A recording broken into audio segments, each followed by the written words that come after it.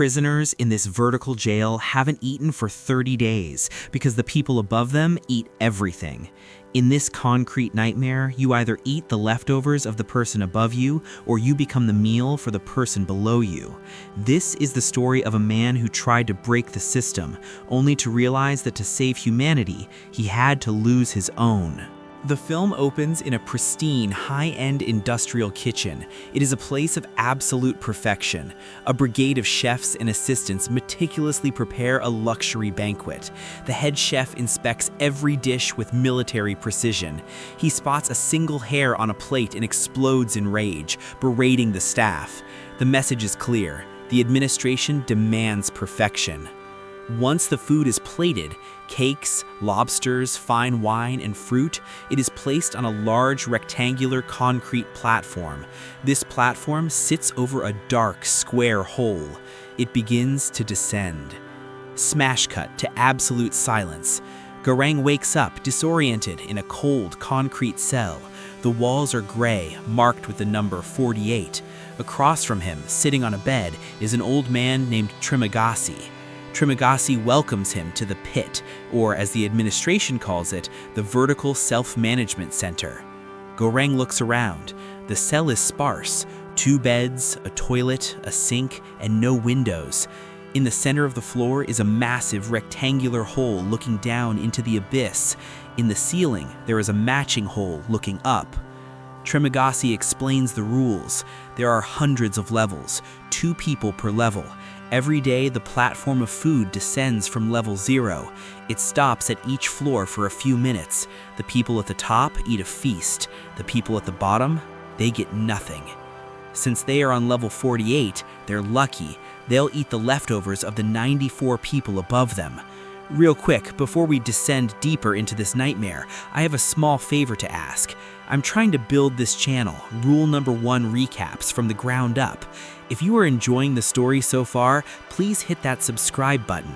Rule number 1 is we never leave a subscriber behind. Alright, back to the pit. Suddenly, a deep mechanical rumbling shakes the room. The green light on the wall turns on.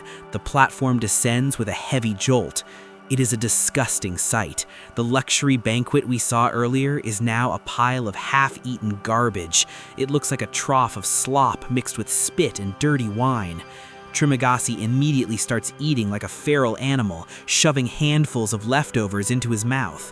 Goreng is horrified. He refuses to touch the filth. He watches as Trimagasi gorges himself. When the platform descends to the next level, Trimagasi stands over the hole. He gargles some wine and spits it onto the food for the people below, laughing that the people above surely did the same to them. As the platform leaves, the room begins to heat up rapidly. Goreng has pocketed an apple, thinking he could save it for later. Trimagasi calmly tells him to throw it back. He explains that if any food is kept in the cell after the platform leaves, the mechanism will either boil them alive or freeze them to death. Goreng throws the apple down the hole, and the temperature instantly stabilizes. Over the next few days, hunger sets in. Goreng reveals why he's here. He volunteered. He signed up for a 6-month stay in exchange for an accredited degree. He wanted to quit smoking and read his book, Don Quixote. Every prisoner is allowed to bring one object. He brought a book. Trimagasi laughs at him. He reveals that he's been here for a year already. He didn't volunteer. He's here for manslaughter. He explains that he was watching TV one night and saw an infomercial for a knife sharpener. He bought it, but then he saw another ad for a knife called the Samurai Plus, a knife that never needs sharpening. Enraged that he had been scammed into buying the sharpener, he threw his TV out the window in a fit of anger. It hit an illegal immigrant on the street below, killing him. The government gave Trimagasi a choice, a mental institution or the pit. He chose the pit, and the object he brought with him is that very knife, the Samurai Plus. As the month progresses, Goreng eventually breaks. Starvation overrides his dignity, and he begins to eat the leftovers alongside Trimagasi. One day, the platform descends, and riding on top of it is a woman. She is bloody, feral, and terrifying. Trimagasi introduces her as Miharu. He explains that she descends every month looking for her lost child. However, Trimagasi claims she's insane because the administration has a strict rule: no children allowed in the pit. As Miharu rides the platform down, two men on the level below attack her. Goreng wants to help but couldn't do anything. He can only yell. Miharu doesn't need help. She brutally kills the men and continues her descent. The month comes to an end. Trimagasi explains the final rule. Every 30 days, gas fills the room, putting the prisoners to sleep. When they wake up, they will be shuffled to a new random level. It could be level 1 or it could be level 200. Goreng wakes up, groggy. He tries to move, but he can't. He's tied tight to his bed frame with strips of bed sheets. He looks at the wall. The number is 171. Trimagasi is calmly holding the Samurai Plus. He speaks with a chilling, pragmatic logic. He explains that on level 171, the food will never reach them. The platform will be empty long before it gets here. If they don't eat, they will die. Trimagasi says he likes Goreng, so he won't kill him. Instead, he will cut off slices of Goreng's flesh, just enough to survive. He promises to feed some of the flesh to Goreng so that he can heal, and they both survive the month. Goreng begs and screams, but Trimagasi is unmoved. He's doing what is necessary. Days pass. The hunger becomes unbearable. Trimagasi decides it's time. He stands over Goreng, apologizing, and raises the knife. He begins to slice Goreng's thigh. Goreng screams in agony. Suddenly, the platform descends. Miharu is on it. She sees the torture happening. She leaps off the platform, tackling the old man. She slits Trimagasi's throat. Miharu cuts Goreng loose and hands him the Samurai Plus. Goreng doesn't hesitate. In a blind rage, he drags himself onto Trimagasi and stabs him repeatedly until the old man is dead. Goreng collapses from exhaustion. When he wakes up, he finds his leg has been bandaged. Miharu is sitting nearby, eating the raw flesh of Trimagasi's dead body. She offers a piece to Goreng. Goreng is revolted, but he's dying of starvation. He cakes the raw meat. He eats. In this moment, Goreng loses his innocence. He has become a cannibal to survive. Another month passes. Goreng wakes up. He's on level 33, a good level. His new cellmate is Imugiri. Goreng recognizes her immediately. She is the administration official who interviewed him before he entered the pit. She is sitting with her pet dog, Ramses II. She is in total denial about the true nature of the pit. She tells Goreng that there are only 200 levels. She believes that if everyone just ate their fair share, the food would reach the bottom. She actually volunteered to come here to fix the system from the inside because she has terminal cancer. Imagiri tries to reason with the prisoners below.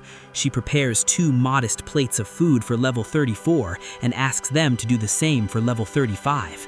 The prisoners below laugh at her. They curse her and ignore her logic. Goreng watches this failure. He realizes that kindness does not work in the pit.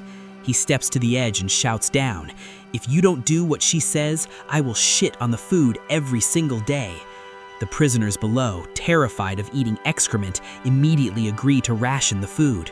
Goreng turns to Imugiri and says, "They won't listen to solidarity, they only listen to fear."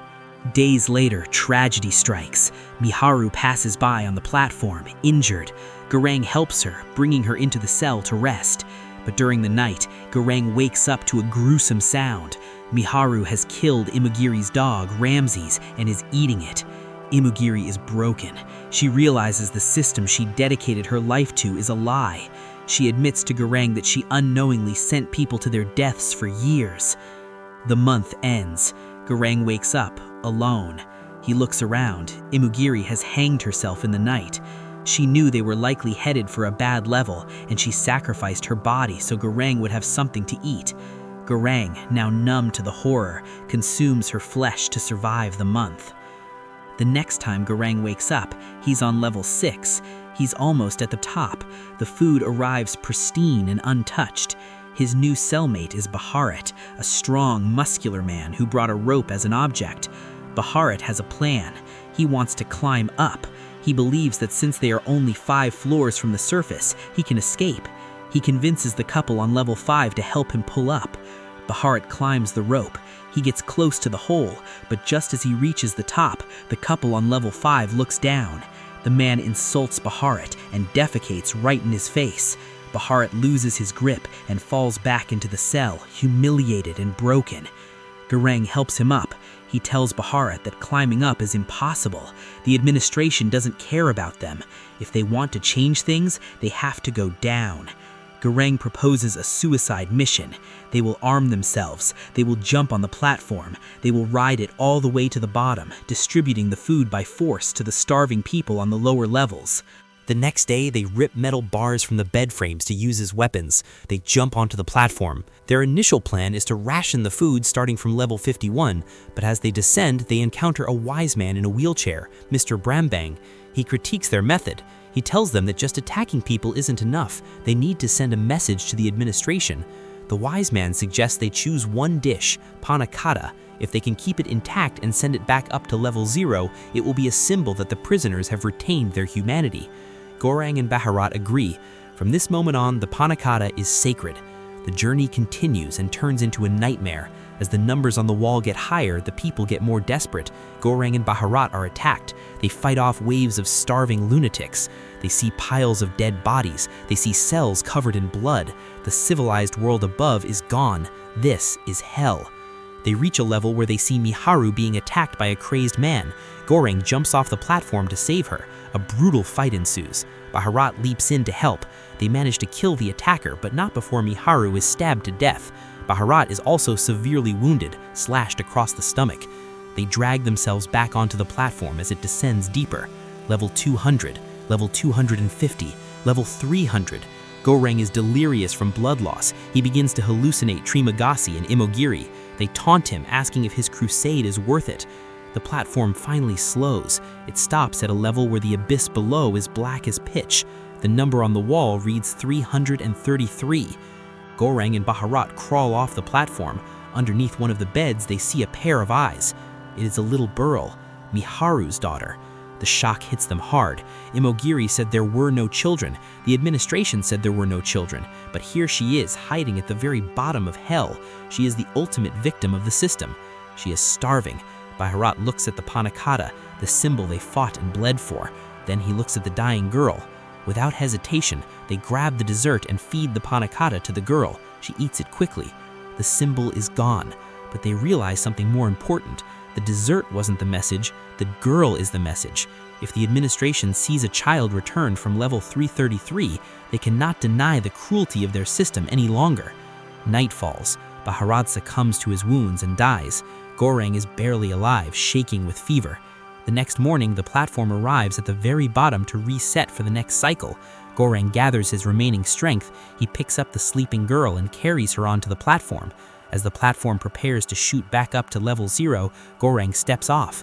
He sees a vision of Trimagasi standing beside him. Trimagasi smiles and says, "The message requires no bearer." Goreng realizes his part in the story is over. He is a murderer, a cannibal, a sinner. He belongs in the pit. He cannot ascend. The movie ends with a haunting shot of the girl, alone and asleep on the platform, shooting upward at incredible speed through the darkness. She rushes towards the light, a symbol of innocence rising from the depths of hell, forcing the world above to finally look at what they have created. That was The Platform, a terrifying look at human nature. If you made it this far, you are a true survivor. This is Rule 1 Recaps, and we are just getting started. If you want more videos like this, hit the like button and subscribe. What object would you bring into the pit? Let me know in the comments. Thanks for watching.